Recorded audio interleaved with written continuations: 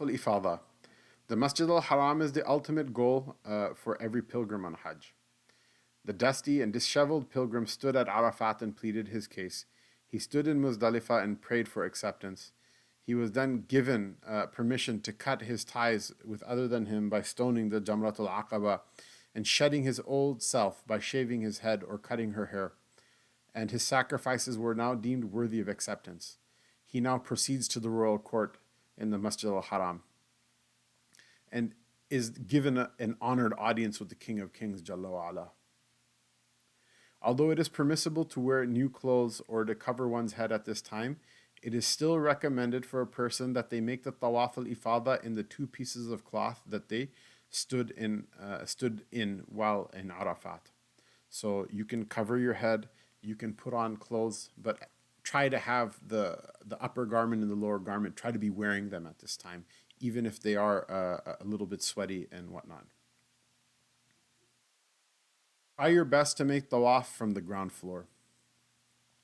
Make your rounds around the Kaaba Mu'azzama as you've been taught earlier, except for this time, don't rush.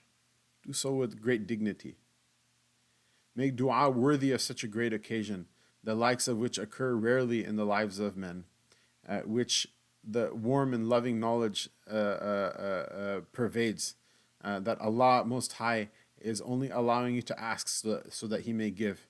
So don't slacken or be lazy or fall behind in asking for the best of this world or the next for yourself or for your loved ones or for the Ummah of Rasulullah sallallahu alaihi wasallam. Pray your 2 raka'at after the tawaf. Again, the sunnah of the raka'at of tawaf are to read قُلْ يَا أَيُّهَا الْكَافِرُونَ in the first raka'at and قُلْ هُوَ اللَّهُ أَحَدْ in the second. And then make your way out of the Masjid al-Haram in order to give space for other people who are trying to make tawaf at that time.